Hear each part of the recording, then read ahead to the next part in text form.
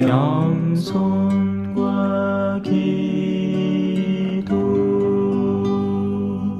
찬미 예수님. 그때 목자들이 베들레헴으로 서둘러 가서 마리아와 요셉과 구유에 누운 아기를 찾아냈다.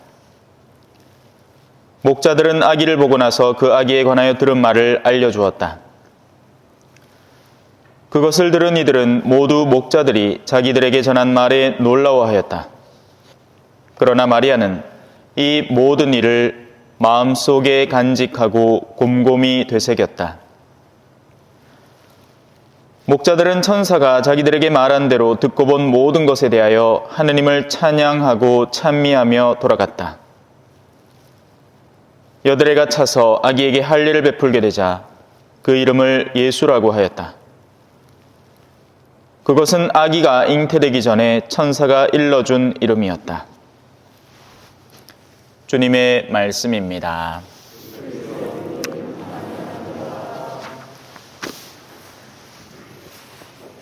찬미 예수님.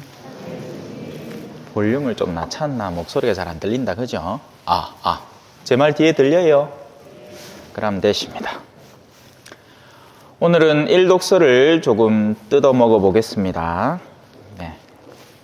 원래는 이제 오늘이 12월 31일이죠. 아까 이제 해설 시작하면서 원래는 이제 내일자로 하니까 새해를 하는데 아직 새해 아닌데, 그죠? 근데 성경의 시간은, 이 유대인들의 시간은 밤, 낮 이렇게 해서 하루를 칩니다. 그래서 성무일도를 바칠 때도 제1 저녁 기도라는 게 있고요. 주일을 시작하면서 그 전날 저녁 기도가 주일의 제1 저녁 기도가 되는 거죠. 그래서 우리는 지금 이 미사도 옛날에는 특전 미사라고 불렀습니다. 특전이라는 건 원래 하면 안 되는데 허락해준다, 인자 나오네. 그죠? 뭐가 안 켜져 있었다, 그죠? 자, 인자 잘 들리죠? 더 잘 들리지요? 예, 저도 살살 얘기해도 되고. 특전이라는 건 원래는 안 되는 건데 허락해준다, 뭐 이런 개념입니다. 그래서 예전에는 토요일 저녁 미사를 특전 미사라고 불렀는데 지금은 이제 말마디가 바뀌었어요.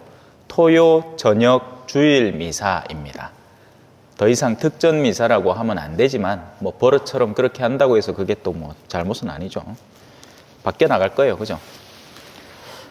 자, 그래서 간단한 교리 상식에 대한 이야기였고요. 일독서를 한번 살펴봅시다.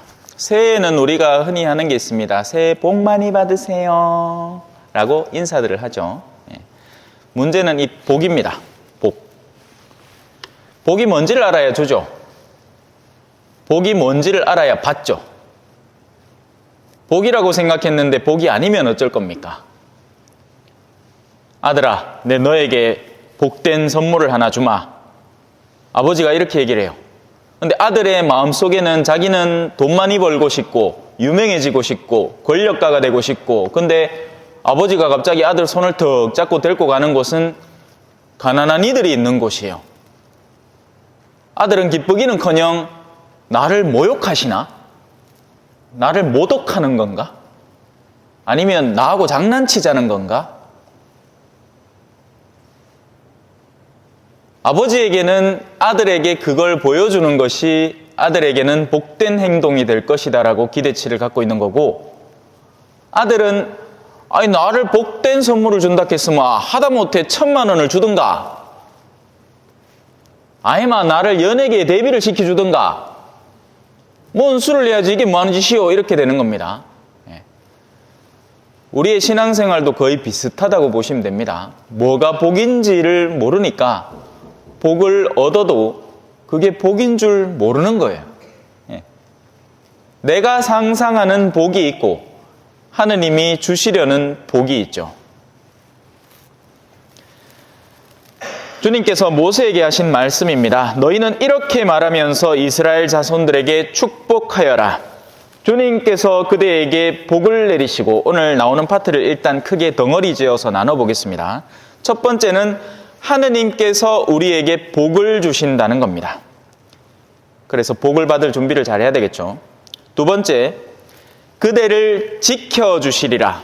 보호하고 비호해 주신다는 거예요. 세 번째, 주님께서 그대에게 당신 얼굴을 비추시고 그대에게 은혜를, 이 은혜라는 단어는 우리가 자주 쓰지만 이해를 잘 못하는 부분 중에 하나이기도 합니다. 은혜 받으세요 하는데 그게 뭔지를 모르죠.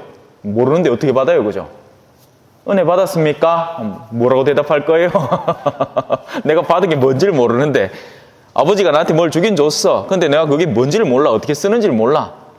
이게 뭐 이름도 몰라. 이름도 몰라요. 성도 몰라. 처음 본 남자 품에 얼싸 안겨. 주인 신부님이 요래 재밌게 해줘도 몰라.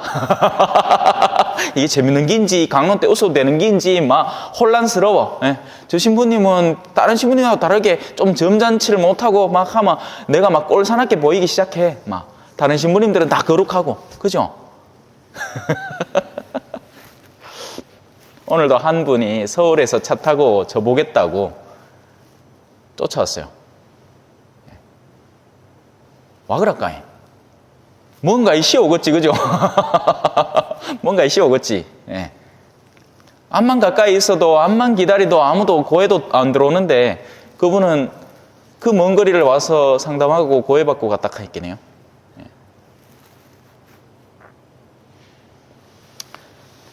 자, 네 번째.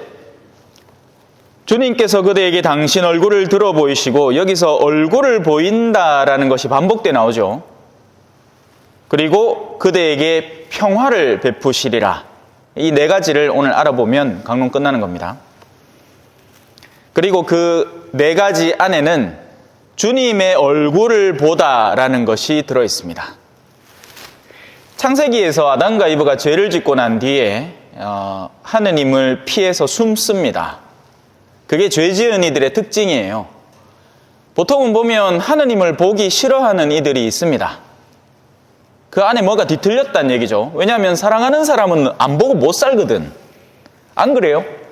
사랑이 빠지뿐만 막 보자파가 막 난리가 나는 겁니다. 눈으로 안 봐도 막 가까이 있어도 그 특유의 그 사랑하는 사람이 갖고 있는 그 샴푸 향, 그것만 싹 맡아도 막 요 소름이 쫙 돋으면서 막 내 온 몸의 전기가 그쪽 방향으로 다 가 있다 할기네.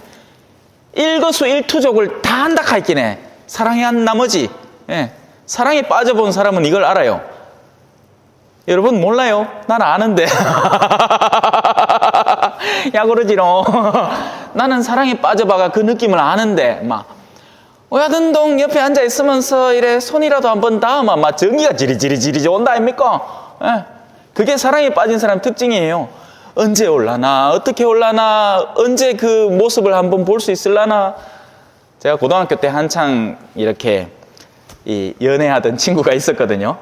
가다가 이제 내가 신학교를 간다고 마음이 반반인 거지. 한 측은 계속 이렇게 야하고 재미나게 놀고 싶고 다른 측은 신학교를 가긴 가야 되겠고 해가 어쩔 수 없이 통보를 했어.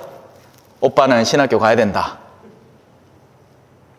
인자부터는 그래, 네 갈 길 가라. 그런데 그날부터 버스를 타마 모든 여학생 뒤통수가 다 가로 보이는 거예요. 가가 단발머리를 하고 다녔거든요. 그러니까 단발머리 한 친구만 딱 보면 가한가 싶어갖고 버스가 싹 지나가면 이래 얼굴 한번 확인해보고 그러면 아니라. 그런 애절함 느껴본 적 없습니까? 재미없다. 벌써 다 옛날 얘기죠, 그죠? 근데 옛날 얘기도 아니라 요새 어르신들 보면 무슨 뭐 트롯, 미스트 트롯 해가지고 뭐 누구 쫓아다니는 거 보면 옛날 연애 시절 저리 가라 할 정도라요. 오빠 개삼해. 나이는 저거 자식보다 더 어린 아를. 그런 거 보면 뭐 아직 내면의 열정이 살아있죠.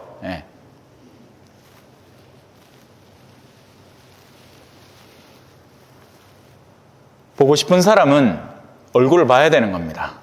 하지만 내면이 뒤틀려 버리면 보기도 싫은 거예요. 가까이 가기가 싫은 겁니다. 근처도 가기 싫은 거예요. 울며 겨자 먹기로 가든지. 그래서 우리의 신앙은 사실 우리가 이미 드러내고 있습니다. 내가 진짜 하느님을 사랑하는지 아니면 울며 겨자 먹기로 오고 있는지. 그건 내 마음이 부정할 수 없는 엄연한 현실이고 사실이에요. 카인과 아벨도 그랬죠. 카인이 아벨을 죽이고 난 뒤에 네가 떳떳하다면 왜 고기를 들지 못하느냐라고 이야기를 합니다. 하늘을 우러러 볼 수가 없는 거죠. 자신의 내면의 죄책 때문에, 자신의 내면에 간직하고 있는 어둠 때문에 직시하지 못하는 겁니다. 도망가고 싶은 거예요. 그게 당신의 얼굴을 비추시는 이유입니다. 당신의 얼굴을 들어 비춰 보이시면 당신을 사랑하는 이라면 그리로 달려갈 거기 때문이죠.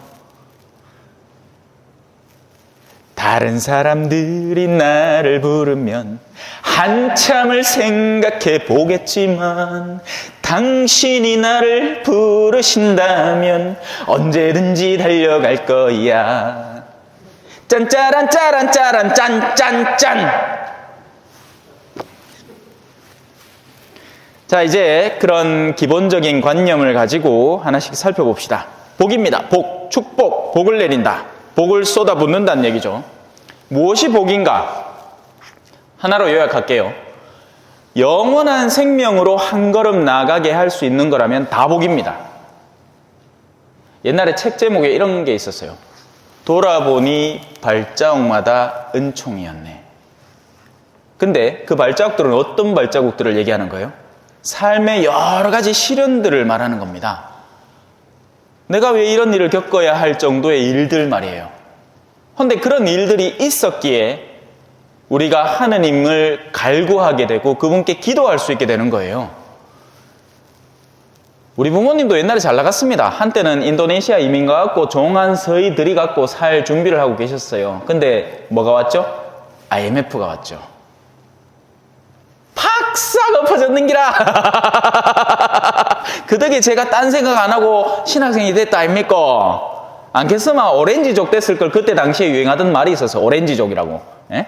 머리 노랗게 해가 스포츠카 뻘건 거 타고 막 하면서 돌아다니면서 야타족, 오렌지족. 요새 아들은 모르겠죠. 그때 잘 넘어갔어요. 안겠으면 제가 지금 익하고 있을 이유가 없습니다. 인물은 좀 떨어져도 머리는 좋았거든요. 그러니 원래 좀 인물 떨어지는 아들이 더 바람둥이라. 잘생기면 오히려 순진하게 살아요. 세상 다 좋아 보이는 것 같고.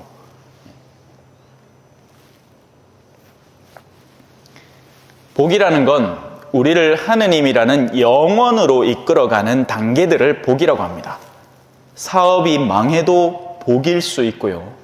왜냐하면 사업이 성공했더라면 오히려 사람은 더한 교만과 아집에 빠져들어서 자신의 쾌락을 추구하는 일에 매진할 가능성이 높기 때문입니다. 집에 돈이 많으면 시간도 노력 들일 일도 적기 때문에 이제는 쾌락을 추구하는 일에 탐닉하기 시작한단 말이에요. 그럼 어떻게 되느냐? 영혼에서 멀어질 수밖에 없어요. 인간은 고생 속에서 오히려 신앙의 본질을 추구하고 그 여정을 시작하게 되는 거죠. 그래서 무엇이 복인가? 여러분의 배우자가 복입니다.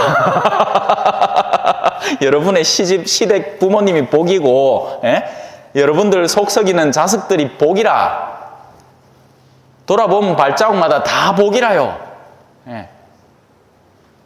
만약에 그런 복들이 없었으면 우리는 교만에 빠진 나머지 다른 사람들은 안중에도 없는 이 땅콩 그 마카다미아 안 줬다고 비행기 돌리쁘고 앉았는 그런 사람이 돼 있을지 모릅니다. 자기밖에 모르는 사람. 그래서 하느님은 우리에게 복을 주십니다. 1:1 맞춤형 복이에요. 사람마다 다 달라요. 누군가에게는 안정된 가정을 보장하시지만 직장에서의 괴로움을 허락하시고요. 누군가는 일은 잘 풀리지만 가정에 문제가 생기도록 하시고요. 또 누군가는 직장도 가정도 좋은데 갑자기 건강이 나빠진다든지, 또 누군가는 주변에 굉장히 자기를 괴롭히는 사람을 한 명 둔다든지, 온갖 다양한 형태로 하느님은 우리에게 복을 주십니다. 물론 그들 자체가 복이란 얘기가 아니라 그 사건을 통해서 내가 겪게 되는 영원한 여정으로의 걸음이 복이란 얘기입니다. 이해하셨죠? 넘어가겠습니다. 두 번째입니다. 하느님은 우리를 지켜주십니다. 근데 이건 문제가 뭐냐면 언제 나를 지켜줬느냐고 따질 수 있습니다. 왜냐하면 우리는 누군가 나를 지켜준다 하면 무슨 영화 아이언맨처럼 막 공중에서 푸쉬 날라와가지고 나쁜 놈 쫙쫙 쏘고 없애보고 막 모가지 댕강댕강 잘라갖고 아 그동안 힘들었지 가자 하면서 막 슈퍼맨처럼 그죠? 그런 보호를 기대합니다. 근데 물론 물리적인 보호도 보호지만 영적인 여정에서의 보호야말로 진짜 보호입니다. 우린 그걸 몰라요. 그게 언제 느껴지느냐면 물고기가 물 밖에 빠져나와 보면 자기가 그동안 머물렀던 곳이 어딘지를 알게 됩니다. 거꾸로 우리는 공기를 숨쉬기 때문에 공기가 없는 곳으로 빠져들어 보면 우리가 평소에 향유하고 있던 이 모든 것이 사실은 우리에게 보호장치였다는 것을 이해하게 되는 거죠. 부모님 품에서 벗어나고 싶어가지고 안달을 하는 아는 한 번쯤 나가게 놔두면 돼. 그나마 아이고 내가 그동안 누리던 게 다 나를 위한 보호장치였구나라는 걸 뒤늦게 깨닫게 되죠. 밖에서 고생 시게 해보마. 그죠? 엄마가 차려주는 밥이 얼마나 맛있고 건강하고 아름다운지 나중에 깨닫게 되는 거죠. 이게 그냥 나오는 게 아니라는 걸 지감해보마. 그죠? 저는 이 선교지에서 제일 맛있는 음식이 뭐냐라고 물어봐. 돌아올 때 대한항공에서 먹을 수 있는 비빔밥. 한국 오면 그런 종류의 비빔밥은 옆에 분식집만 가도 그거보다 100배 더 나은 비빔밥이 나옵니다. 하지만 선교 생활을 길게 하다가 어쩌다 맛보게 되는 그 한국 음식에 대한 건 더할 나위 없이 맛있어지는 거예요. 라면도 여러분 라면도 귀한 음식입니다. 몰락하지. 물론 자주 먹지 마세요. 몸에 좋은 건 하나도 없으니까. 그래도 안 먹다 안 먹으면 꿀맛이에요. 선교 생활 중에 좀 힘들잖아요. 그나마 안 되겠다 오늘 사치 좀 해야 되겠다 하면 사치를 뭘 하느냐, 라면 생라면 부사 먹는 거예요. 라면을 끓이 모도 귀한 그거를 탁 부사 먹으면 내가 마치 막 부르주아 같고 막 부자 같고 막 그런 느낌 듭니다.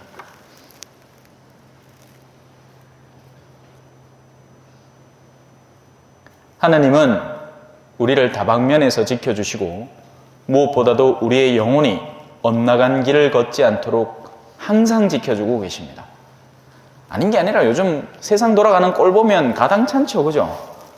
어디 태원에 놀러 갔다가 킥 죽을 보고 막 아들 이렇게 배 타고 놀러 가겠다 하다가 킥 빠져 죽을 보고 뭐 어디 그냥 뭐 하러 간다 하더라? 찜질방 간다고 딸하고 엄마하고 가다가 휙 불타 죽을 보고 이 세상이 뭐 이래. 그죠? 물리적으로도 언제 어떤 일이 일어나도 이상하지 않은 세상을 살고 있는 거예요. 근데 우리는 오늘도 이렇게 무사히 성당에 미사드리러 왔잖아요. 오는데도 사고 날 수 있고 가는데도 사고 날 수 있지 않습니까? 갑자기 기상이 이변이 와가지고 갑자기 눈이 막 1m씩 내려갔고 미국에는 멀쩡한 도로에서 수많은 사람들이 얼어 죽어버렸어요. 22살짜리 애가 어머야 눈 너무 많이 온다 하고 밖에 그냥 처음에는 재밌게 찍었다가 그냥 그대로 얼어 죽었지 뭐.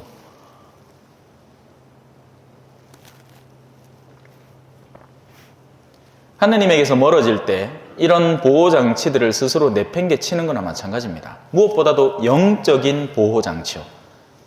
사람은 어둠에 빠져볼 때 자신이 평소에 누리던 순진함과 맑은 마음이 얼마나 소중한 건지를 뒤늦게 깨닫게 되는 거죠. 마음이 어둑할 때는 이제는 돌아오고 싶어도 부끄러워서 돌아오지도 못하는 그런 내면, 그거야말로 저주받은 내면이죠. 하느님의 얼굴을 마주할 수 없을 정도의 수치감. 자, 세 번째로 들어가 볼까요? 은혜입니다. 은총. 우리는 우리 힘으로 모든 걸 다 이룬다고 착각을 합니다. 내가 돈 벌어서 산 차, 내가 노력해서 꾸린 가정. 아니에요. 여러분, 많은 것들 속에서 하느님의 도움, 조력이 있습니다. 은총, 은혜라는 것은 하느님께서 우리에게 뿜어주시는 힘을 말하는 거. 인간이 갖고 있지 않은 하느님이 우리에게 주시는 이 조력의 손길, 그걸 은총, 은혜라고 표현하는 겁니다. 그래서 외국말로 쓰면 선물이라고 돼요. 선물, 돈. 스페인어로는 돈이거든요. 돈이란 말이 선물이라는 뜻이에요. 뭔가 선물 받는 거, 힘을 선물 받는 거죠. 하느님의 힘이 없이는 우리는 선이라고는 1도 못하는 사람들입니다.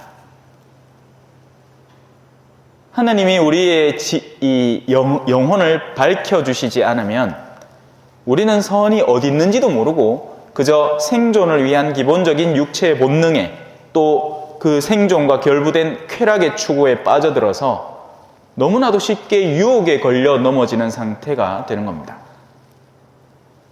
하지만 하느님이 은총으로 지켜주시기에 내가 설령 그걸 못하고 있더라도 부모님의 기도를 통해서 은총이 쏟아 부어져 지고 있는 거죠.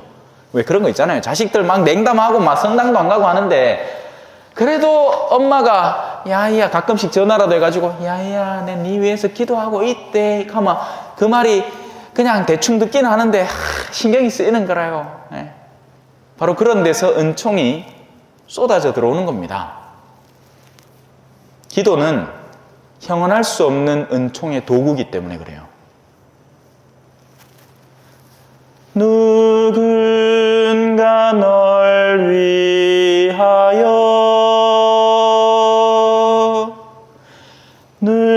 누군가 기도하네.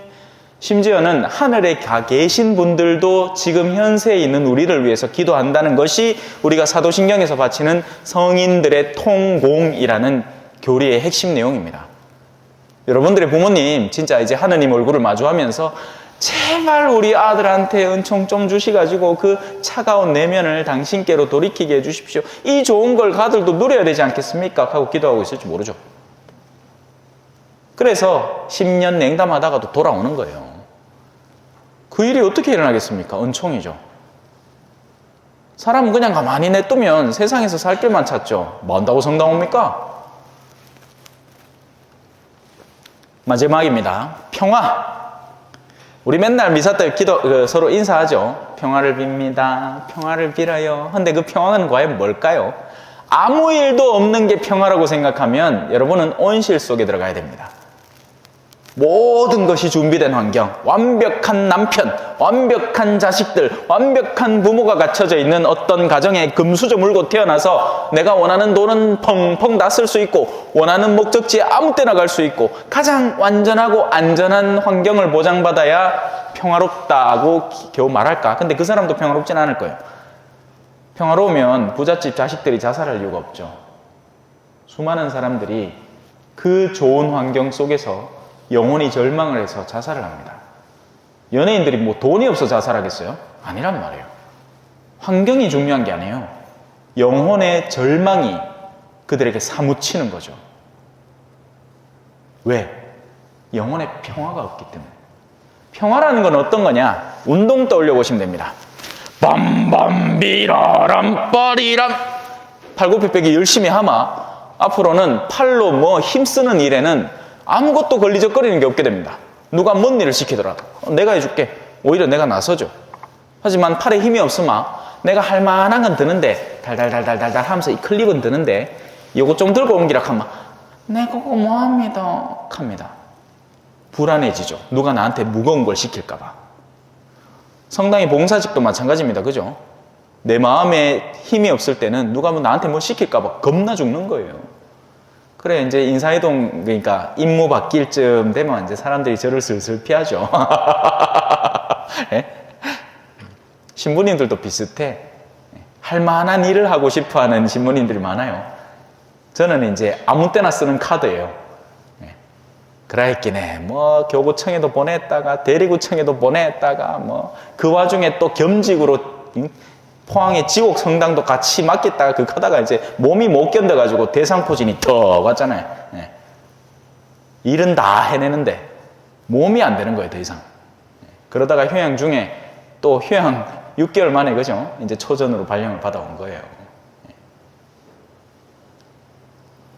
아무 때나 갖다 꽂는 카드니까 뭐라도 맡기면 그냥 거기서 다 알아서 하는 겁니다. 근데 어떤 신부님들은 이제 좀 예민해. 니 이어갈 수 있겠나 하면 그거는 좀 니 볼리비아 선교 볼리비아는 좀 볼볼한데 뭐 이런 느낌. 예. 자, 4개 다 했습니다. 크게 어렵지 않죠? 예. 과연 우리에게는 어떤 복이 예비되어 있고 나는 어떤 복 안에 머무르고 있는지 묵상해 보시고요.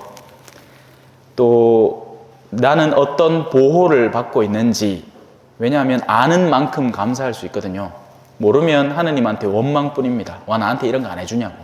그래서 어떤 보호를 받고 있는지 한번 떠올려도 보시고, 또 내가 받고 있는 은총과 은혜, 하느님의 힘은 어디에서부터 쏟아져 들어오는 것이며 나는 그 힘을 어떻게 활용하고 있는지, 사실 이 미사 자체가 은총입니다. 또 마지막으로 내 마음은, 내 영혼은 평화로운지 한번 성찰해 봤으면 좋겠습니다. 아멘. 당신이 가신 길, 그 길가에 꽃들이 피어 하늘을 바라고, 저 하늘은 햇살 가득 따스한 품을 열어주네. 저 하늘을 자유롭게 나는 새들과 그 노랫소리가 나의 맘을 밝혀주네. 먼 길에 지친 나의 맘을 외롭고 힘든 그 길에서 나를 찾고 당신을 찾아 한 송이 꽃이 되어 따스한 햇살 품으로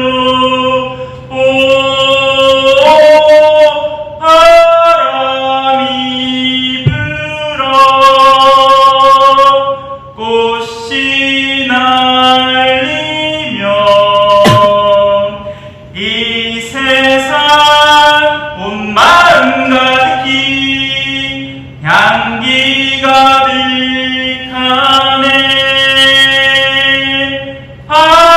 바람이 불어 꽃이 날리며 이 세상 온 마음 가득히 향기 가득하네 라는 꽃이라는 노래입니다. 노래 이쁘지요? 그지요? 우리 사는 인생 여정에서 우리가 예수님과 함께 예쁜 씨앗을 심고 또 거기에서 피어오른 꽃으로 또 꽃씨를 주변에 뿌리는 거예요. 선교하자는 얘기죠. 그래서 새로운 한 해는 여러분들 마음속에 신앙이 곱게 꽃피어서 여러분들 혼자만 간직하고 있지 말고 많은 분들 초대해오는 우리 본당 사목교회 친교회죠. 예, 여러분들과 함께 친교 나눌 수 있는 해로 만들어갔으면 좋겠습니다. 찬미 예수님, 겸손과 기도.